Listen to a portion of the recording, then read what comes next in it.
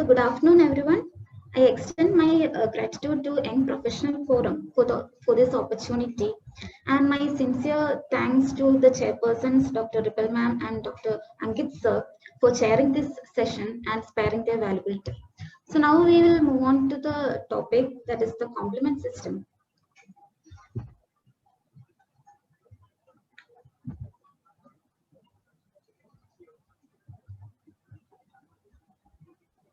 So my screen is.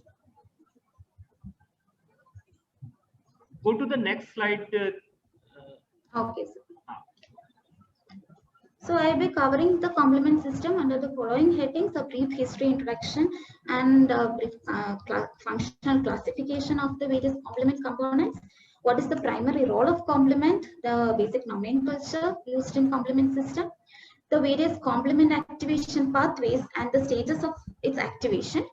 Another important part is the biological effects of complement, then the regulation of the complement system, and I will be concluding my session with the complement deficiency and the various clinical associations, followed by the role of complement in transfusion medicine. So if we see the history, actually the work on complement started in the year 1895 with Jules Bordet, when he saw that some substances in the serum is actually causing enhancing the lytic activity of antibodies, and he termed that substance alexin. And later in the year 1899, Paul Ehrlich identified this substance and gave the name complement because it complemented or augmented the antibodies in bacterial destruction.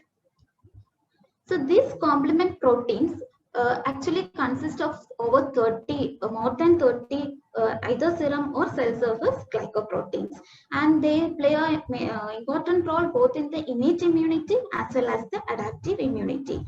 These complement proteins are synthesized mainly by the hepatocytes as well as by the epithelial cells and some amount from the epithelial cells of this gastrointestinal tract and the genitourinary tract, as well as by the tissue macrophages and blood monocytes. And we have to know this complement proteins are mainly secreted as proenzymes.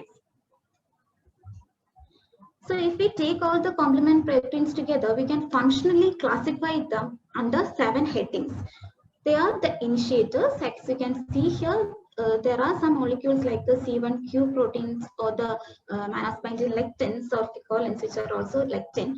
They initiate the complement pathway. So they are known as the initiators. Another functional classification is the convertase activators and also the enzymatic mediators. And these complement proteins actually help in the complement activation pathway, the propagation of activation. And finally, there are opsonins which have the role in phagocytosis. There are anaphylatoxins which play an important role in inflammation. Then there is the final product of the complement activation, the membrane attack complex that forms, that causes the lysis of the antigenic cell. And there are also complement receptors. This complement receptor actually signal the various functions of the complement. And also there are regulatory proteins. These regulatory complement proteins are important to prevent the untoward actions towards the host cells. So if we see the primary roles, we can say the complement will cause cell lysis by the formation of the membrane attack complex. They have a role in the opsonization by helping in phagocytosis by acting as opsonins. Then they have a role in the inflammatory response by acting as chemoattractants, as well as playing a role in degranulation of the inflammatory cells, and they also have a role in immune complex clearance. So these primary roles we will discuss at, towards the end slides. So if you see the nomenclature, these complement components are numbered as they are discovered in the sequence of their discovery. And some complement compounds are given numbers, some are given letter symbols, and some are given trivial names also. And as I have said, they are synthesized as proenzymes or a parent molecule. And later, during the activation, they are cleaved into a larger and one smaller component. So the parent molecule, when cleaved, they give the smaller component, and the smaller component is used with the suffix A, and larger component is is used with the suffix B. So this smaller component often diffuses off from the site and acts as anaphylotoxins, while the larger fragments, which is given a suffix B, act as opsonins. They will bind with the membrane surface itself and continue the complement function.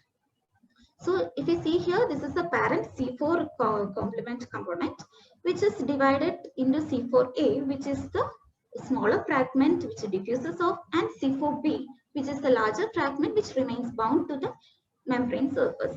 And the only exception to this rule of this larger fragment getting diffused away and giving the suffix larger fragment giving the suffix B and getting bound to the membrane is the C2, because here with C2 the cleaved product, the larger component is C2A, and the C2A will remain bound to the membrane surface. Now coming to the complement activation pathways. As we know, there are three main complement activation pathways: the classical pathway, which is the antibody dependent pathway, then there are lectin pathway as well as the alternative pathway. And as you can see in the figure, all this pathway will differ in their initiation process. Ultimately, there is complement activation, and finally the complement roles. All the biological effects of complement will take place. So we can see these three pathways. So the classical pathway starts with the antigen antibody, while the lectin pathway with the lectin, and the alternative pathway starts from the this pathogen surfaces. So I'll be discussing the stages of complement activation through 4 stages: initiation, the formation of C3 convertase, the formation of C5 convertase, and formation of the membrane attack complex. So these are the 4 important stages in a complement activation pathways, and we can see one by one. So first we will deal with the classical pathway. So as you have seen, the classical pathway is initiated when an antibody binds with an antigen. So this antibody should be of the IgM specificity or IgG1 or IgG3 specificity.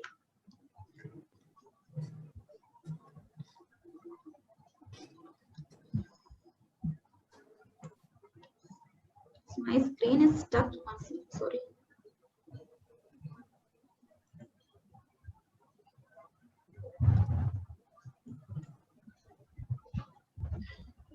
So the basic structure of an immunoglobulin, we are familiar that it has an Fc portion and it has an Fab portion.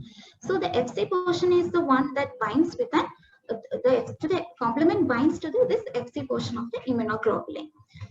So the soluble immunoglobulin actually has a planar structure, as you can see in this figure, and in this form of this is the pentameric IgM.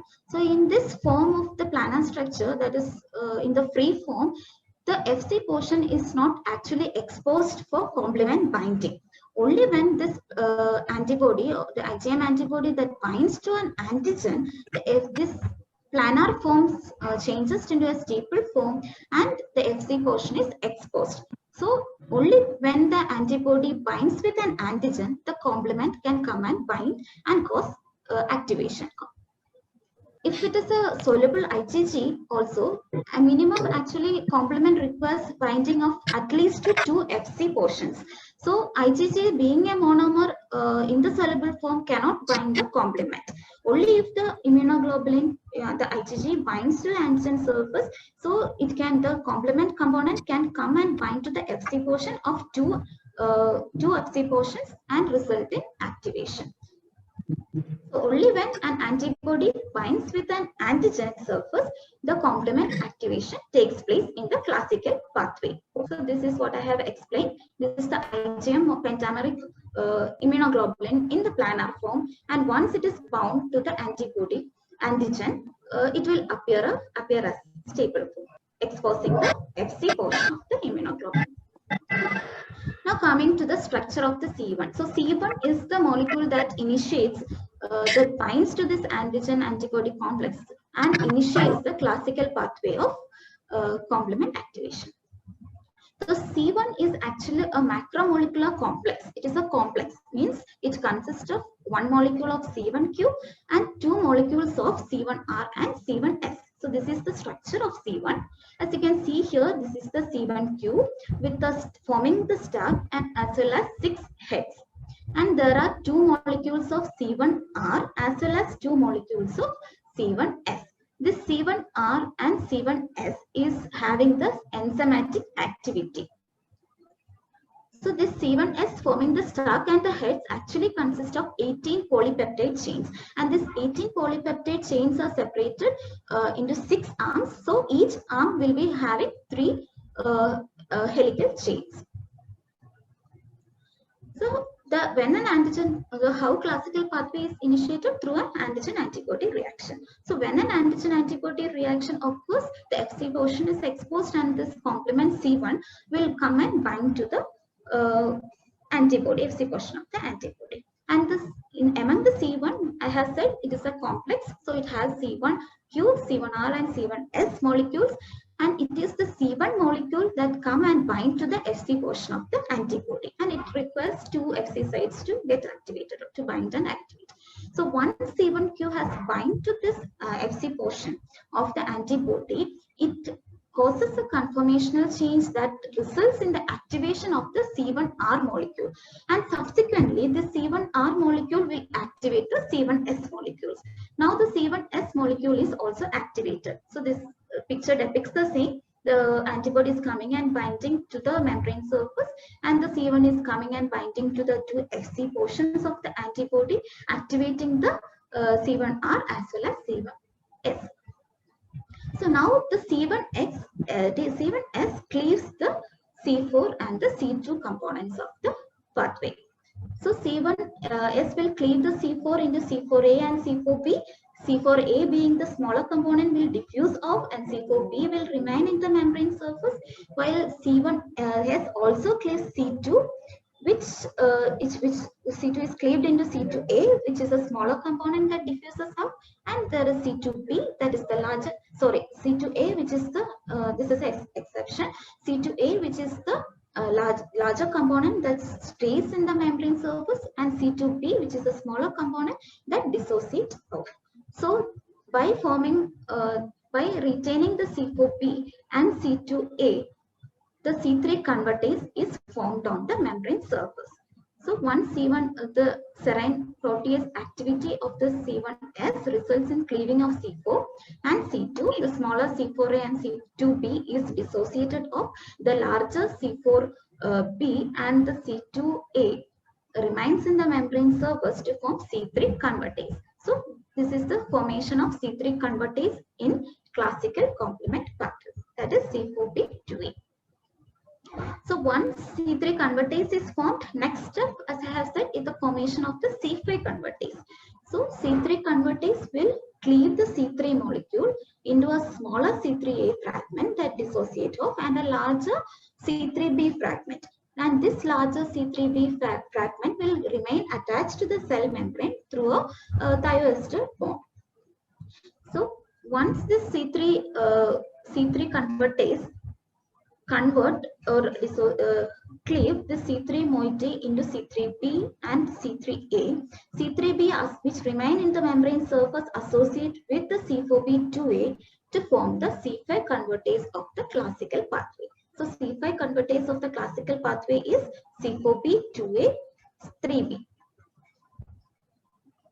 So now we can see how an alternate pathway is activated and C5 convertase is formed.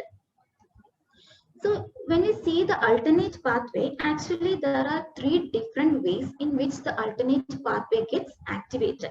One is the commonly known Tick-over pathway, and there is 2 other pathway known as the properdin activated pathway as well as the protease activated pathway. So the Tick-over pathway, the name itself suggests that there is always some amount of hydrolyzing that is happening in the C3 within the fluidic phase. So C3 is actually spontaneously getting hydrolyzed at its thioester bonds and forming a C3H2O. And to this C3H2O, this is not attached to the membrane surface. This is still in the fluidic phase. So in the serum, it is getting hydrolyzed, and once it is C3 is hydrolyzed, this factor D is coming and binding to the C3H2O. So once factor B is coming and binding to the C3H2O, factor D now can cleave the factor B. So factor B is cleaved into BA, which is the smaller fragment that dissociates off, and BB that will remain attached with the C3H2O. So this forms, that is the C3 hydrolyzed C3 along with the BB component will form the C3 convertase of the fluidic phase. So this fluidic phase C3 convertase actually constantly converts some amount of C3 into C3A and C3B. So only when there is some bacterial attack or when some antigenic surface is present, this C3, the C3B that is formed by the fluidic C3 convertase attaches to the membrane, the pathogenic membrane surface. So now the C3B is coming and attaching to the membrane surface, and this factor B is coming and attaching to the C3B. Similarly, factor D coming and cleaving factor B. Now here the membrane bound C3 convertase is finally formed. So the fluidic phase C3 convertase is some amount is constantly formed, and only when one pathogenic substance is present, the membrane bound C3 convertase is formed. So once the membrane bound C3 convertase, that is the C3BBB of the this is the C3 convertase of the alternative pathway. So this C3 convertase now will convert C3 into again C3B and C3A. So this is actually the membrane bound C3 convertase converting C3 into C3B and C3A, and the C3B will get attached to the C3 convertase to form the C5 convertase of the alternative pathway, that is C3B, BB, 3B. So this is the C5 convertase of the alternative pathway. C5 convertase of the alternative pathway. And as you can see here, properdin or factor P actually plays a very important role in the stabilizing both C3 convertase and C5 convertase of the alternative pathway. Properdin is a regulatory protein, so it forms an important role in alternative pathway. Only with properdin, the C3 convertase and the C5 convertase of the alternative pathway can actually stabilize in the membrane. And this role of properdin is actually discovered by Louis Villema. So as I said, there is another pathway also known as the properdin activated pathway. So how it differs is that in this pathway, properdin is the first one which comes and binds to the antigenic membrane surface. So once properdin is bound to the membrane surface, the C3B will come and bind. Similarly, the factor B will come. Then ultimately the C3 convertase and the corresponding C5 convertase is formed within the membrane surface. So apart from the Tykova pathway, if you see the properdin activated pathway, properdin is what coming and binding first. In the Tykova pathway, it was the C3B that is coming and binding first, followed by factor B, its activation, and only the C3 convertase is stabilized by properdin binding. In the properdin activated pathway, properdin comes and bind, followed by C3B and factor B, and formation of C3 and C5 convertases. But you can see here we need some amount of C3B. So some amount of C3B from the Tykova pathway is actually needed to come and activate the properdin activated pathway. Then next is the protease activated pathway. So various studies have showed, various in vitro studies have been done, and these in vitro studies have shown that there is one another possibility to activate or initiate the alternative pathway, that is the protease activated pathway. It is actually by the proteins that is involved in the coagulation cascade, like the thrombin and plasmin. So these proteins can actually cleave the complement component C3 and C5, mainly the C3, and result in the activation of corresponding complement formation of C3 convertase and C5 convertase, and resulting in the complement activation through the alternative protease activated pathway. So this is one another proposed mechanism of initiation of the alternative.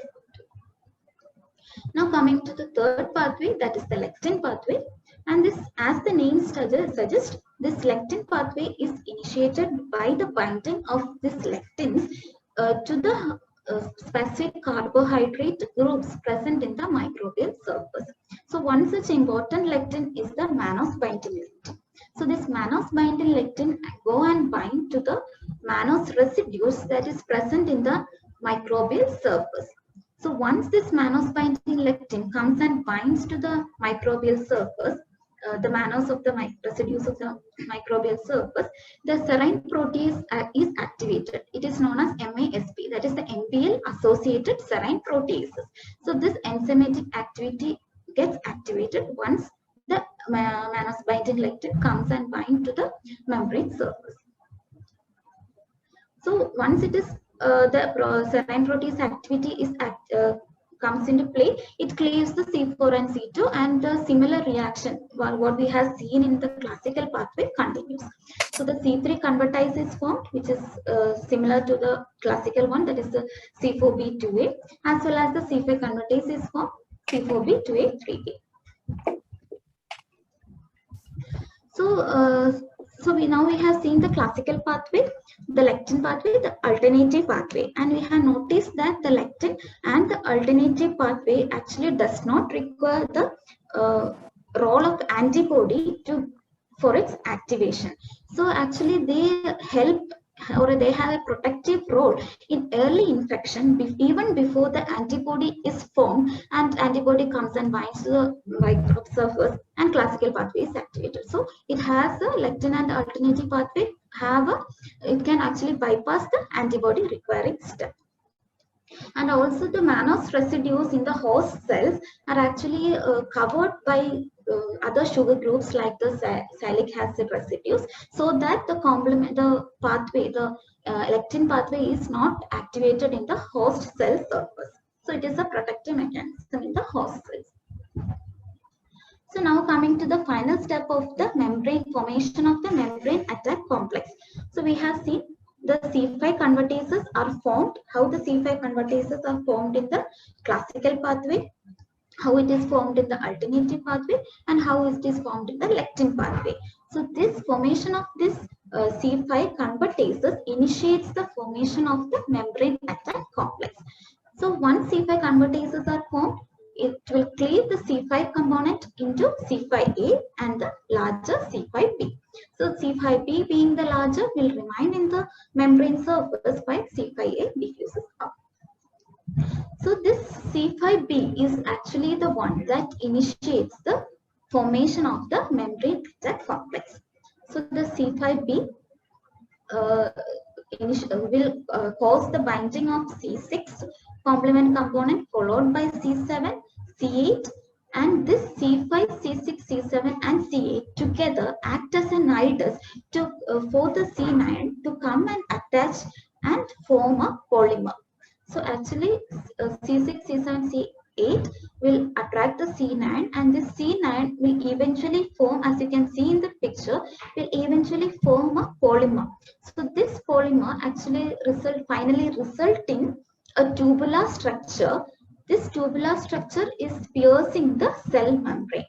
So this tubular structure actually has a pore size of around 70 to 100 angstrom. And this can disrupt, since they are piercing the cell membrane, this can disrupt the osmotic barrier of the cell membrane, resulting in cell lysis. So this is how the membrane attack complex causes cell lysis. So this is the same picture. Here you can see the membrane attack complex that is formed. This is a cell membrane with the multiple membrane attack complex attacking, and various pores are formed in the membrane surface, ultimately causing cell lysis. Now we can see the biological effects of complements. So one we have seen that already the membrane attack complex is attacking the cell membrane, causing its lysis. So cell lysis is one of the biological function of the complement. So another function, another role of this complement is in opsonization. So this complement components, especially the C3b or C1q, attach to the pathogenic surfaces and act as opsonins. So what is meant by opsonins? They will enhance the phagocytosis by around 1000-fold. So if you see this picture, these are the phagocytes. So this is the microbial surface with the antibody attached. So once the complement activation has taken place, the complement components will get attached to the membrane surface, and these complement components is actually acting as opsonins and enhancing phagocytosis. This phagocytic cells actually has Fc receptor to bind to the antibody attached to this bacterial surface, as well as these phagocytic cells possess complement receptors. So once this complement activation has taken place and complement components are deposited in the membrane surface of the bacterium, this complement can also bind to the complement receptors present in the phagocytic cell. So actually binding of the Fc receptors to the antibody and the complement receptors to the complement components is actually enhancing the opsonization, the phagocytosis of the bacterial pathogen and causing its lysis. So complement plays an important role in opsonization. So another effect is its role in inflammatory mediators. So in the inflammatory process also, the complement components plays a very important role. One is that this complement components like the C5a or the C567 complex can act as chemoattractants to bring out the inflammatory cells, and these can also bind to this inflammatory cells and causes degranulation of these cells, resulting in further inflammation. And its action as anaphylactoxin is also explained by its direct binding, like C3a, C4a, and C5a, as well as potential to directly bind to the smooth muscles of the bronchioles and result in bronchospasm, as seen in anaphylaxis. So this inflammatory response of the complement components is mediated through complement receptors, and these complement receptors act through belongs to the G protein coupled receptor family, and these will cause various inflammatory cells to migrate to the cause hemostasis, act as chemoattractants to these inflammatory cells, and also have a role in degranulation. So next is cell lysis, as I have explained, and another is the also one role has been described for enhancement of antibody production. It has been shown that the C3b component can bind to the receptors of the complement receptors of the activated B cells and enhance the antibody production. So its role in adaptive immunity is also described. And another important role is the clearance of circulating immune complexes. So this role has various clinical significance also. I will describe how the circulating immune complexes are cleared with the help of complement system. So you can see this figure. Here the antigen is bound to an antibody, forming an immune complex, and the complement will get activated, and the complement is getting bind to the antibody. And the red cells, the circulating red cells, actually has some amount of complement receptors also. So this immune complex, with the help of these complement receptors in the red cells and with the complement that is attached to the immune complex, will facilitate its travel to the phagocytic cells, that is to the reticuloendothelial system. So this red cells, which is bound to the immune complex with the help of the complement proteins, will be taken to the reticuloendothelial system. And here the reticuloendothelial system consists of these phagocytic cells. So these phagocytic cells actually has more amount of complement receptors compared to the red cells. So actually, because of the abundant number of complement receptors in the phagocytic cells, the immune complex will be stripped off from the red cells, leaving the red cells back into the circulation. So this is how the complement will help in the clearance of the circulating immune complexes in the body. So now coming to the regulation of complement system. So this is one important aspect of complement system. So we'll see a few proteins involved in regulation of the complement. One important protein is the C1 inhibitor. The C1 inhibitor is actually a serine protease inhibitor. We have seen the initiation of the lectin pathway as well as in the classical pathway, the role of serine protease in activating the complement components. The C1 inhibitor is actually inhibiting this serine protease. So serine protease of the C1 component, that is C1R and the C1S, which has the serine protease activity, will be inhibited, as well as the MBL associated serine proteases from the lectin pathway will also be inhibited by the C1 inhibitor. So further pathway won't take place. Then there is decay accelerating factor, and this plays a role in decaying the C3 convertases. So the classical pathway and the alternative pathway C3 convertases is actually degraded by the decay accelerating factor. Then there is another protein called factor I, which actually cleave the C3b and C4b component. So once it is cleaved, further activation cannot take place. There is factor H, which act as a cofactor for the decay accelerating factor to cleave the C3 convertase, as well as factor H will act as a cofactor for factor I in cleaving C3b. Then there is C4b binding protein, which also acts as a cofactor for decay accelerating factor and also acts as a cofactor for factor I. Then there is CD35, which also have a cofactor activity with the decay accelerating factor as well as with factor I. Then properdin, we have already seen its role, importance of its role in stabilizing the C3 and C5 convertases in the alternative pathway. So properdin is also a regulatory protein. Then there are protectin, which is CD59, and also vitronectin, also known as S protein. So these have a protective role in preventing complement activation and damage to the host cells. The host cells actually contains this protectin and vitronectin, and it will prevent the progression or formation of the membrane attack complex. Then there are also soluble carboxypeptidases or various enzymes that can cleave this diffuse the anaphylatoxins that are diffused out. So now coming to the complement deficiencies and its clinical associations. So various genetic deficiencies of the complement various proteins have been described, and once its role, the deficiencies are present, the biological effects will not happen and various clinical conditions will occur. One is that if the role of immune complex clearance is affected, the person can have a chance to develop diseases like as systemic lupus erythematosus or glomerulonephritis or vasculitis, which are immune complex diseases. If the role of an opsonization is affected, the recurrent infections can occur in the person. So if you see the individual deficiency of the C1q molecule, actually the C1q molecule also has a role in clearing the apoptotic blebs.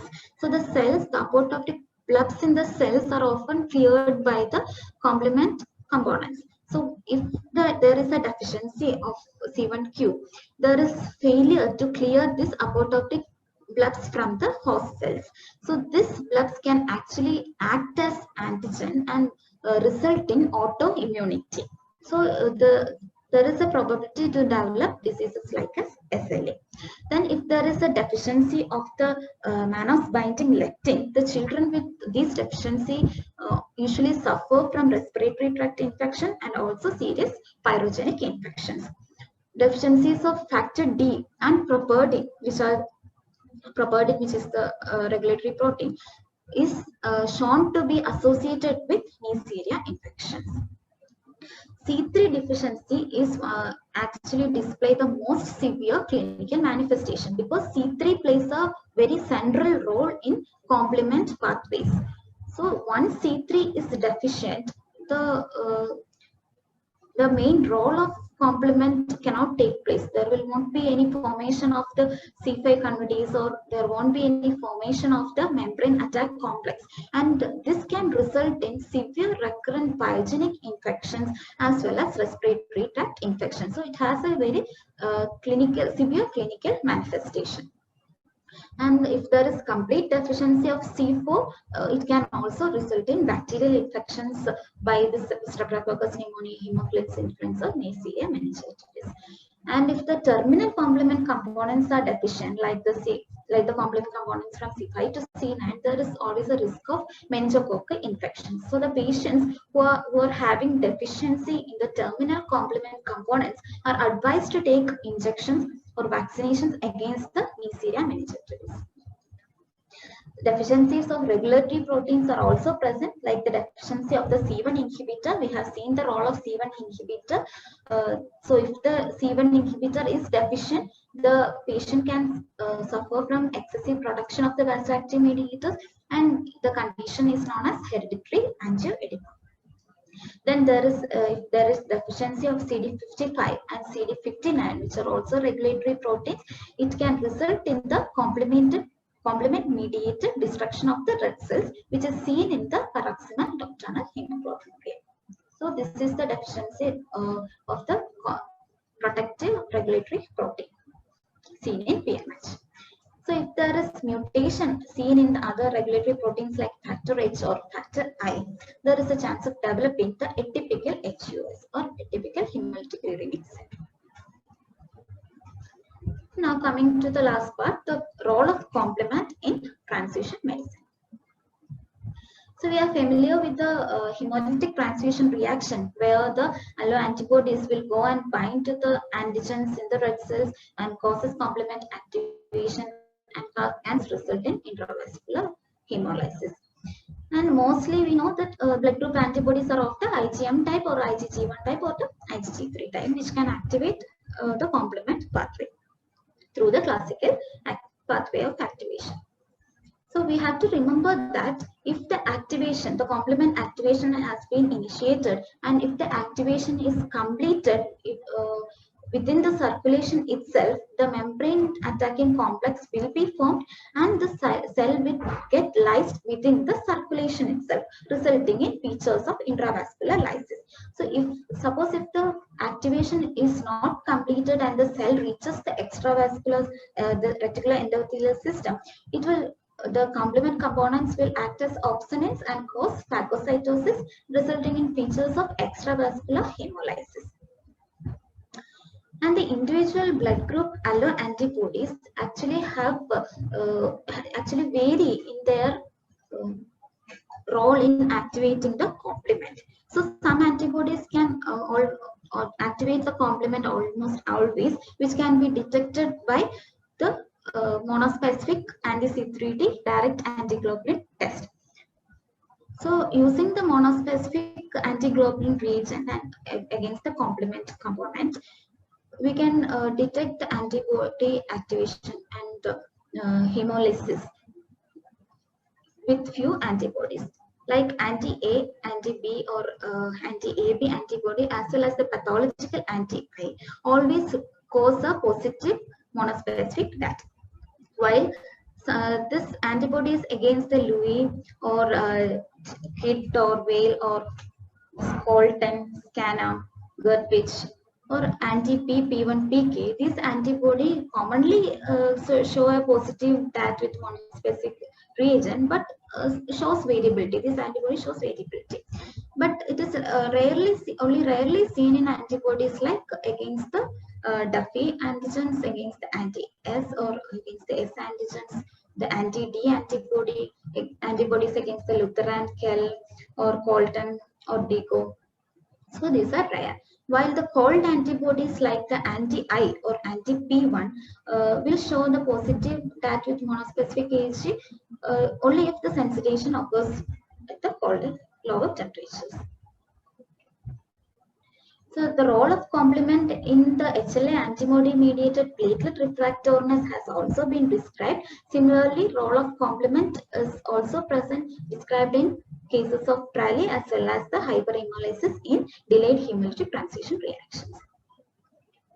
Now coming to autoimmune hemolytic anemia, we know there is one cold and mixed type of autoimmune hemolytic anemia, and mostly in the cold type, if we do a direct antiglobulin test with the monospecific AG against the complement component, it will be positive. positive with only the cold IHA will be positive only with the anti-C3 component of the AG. When the drug-induced hemolytic anemia, if you see, it usually happens through three mechanisms. That is the Hartnell drug absorption mechanism, the immune complex mechanism, or the autoimmune induction mechanism. So usually in the immune complex, through the immune complex drug-induced hemolytic anemia, the DAT will be positive only with the monospecific AG. The other two are quite rare.